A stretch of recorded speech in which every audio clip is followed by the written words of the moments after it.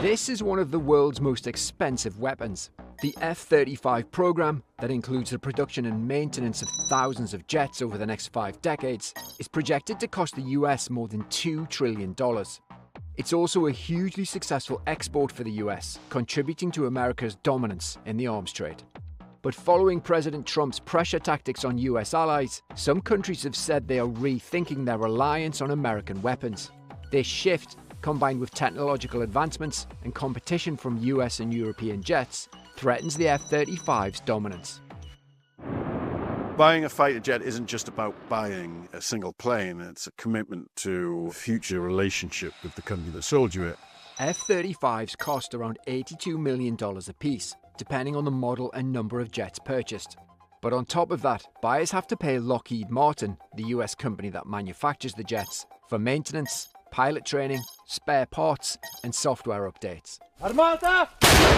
But Trump's temporary pause of intelligence sharing with Ukraine has put countries' dependency on the US to maintain their F-35s under scrutiny. And that caused a lot of countries to be very scared, to think, well, are they going to do this with us? Are they going to suddenly stop supplying, stop updating? And the Canadians and Portuguese have come out and said that in respect of the F-35. And some European and American officials have been forced to address fears about an alleged kill switch on the F-35.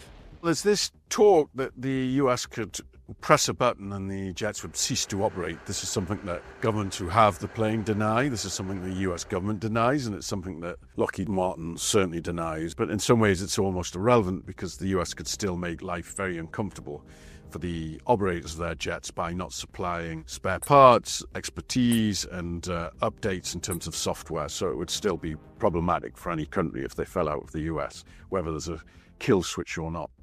In March, Canada said it would review its planned acquisition of 88 F-35s due to changing geopolitics and a need to secure more defence production at home. And in some European countries like Denmark, questions are being asked about the over-reliance on the F-35. So what are the alternatives? Europe produces 3 types of jet fighters. The Eurofighter is built by a coalition of companies from the UK and the EU. France builds the Rafale, and Sweden produces the Gripen. While all these jets have been sold around the world, the F-35 is considered a generation ahead of them, thanks to its stealth technology and more advanced sensors. The European fighters, of course, aren't ancient old rust buckets. These are very capable aircraft, and they're all combat tested. You know, the British and the French have been using their Rafales and Eurofighters in combat situations for a long time. So they're very good, but what they don't have is the radar evading technology that the F-35 has.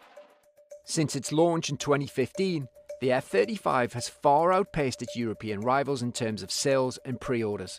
European countries that still make jets, and they will obviously buy their own jets, but also in the Middle East, European jets tend to be quite popular, and that's often because the US won't let them buy their top-of-the-range fighter jets, and that's for a number of reasons, but one of them is that they want Israel to maintain a technological edge over its neighbours, basically.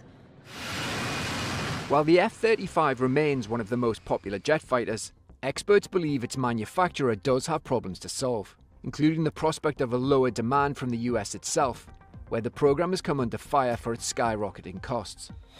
The Department of Defense has more than 600 jets and plans to increase that number to about 2,500 aircraft by the mid-2040s.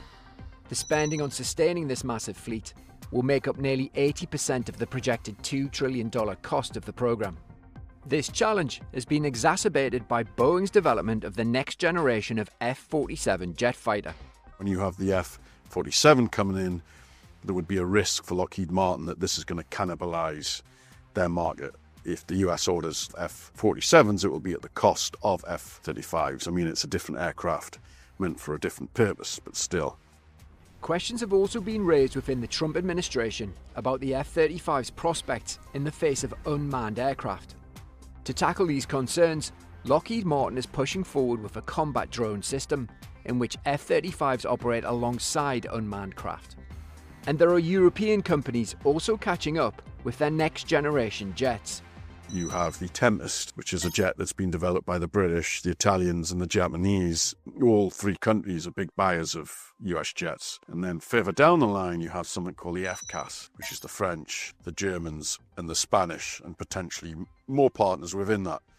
And so all of these jets will sap demand for US aircraft. The British, for instance, never bought the F-16 and because they bought the Eurofighter. Development of a new jet fighter takes decades, but for the F-35, the arrival of the latest generation aircraft means cutthroat competition is not that far away. The Tempest is supposed to come out in the next 10 years. It's less time than you'd think. Because people buy them over decades, it's going to definitely sap demand from at least those countries, the countries that make it, but it will also be a competitor out in the market because it will have all the things the F-35 has.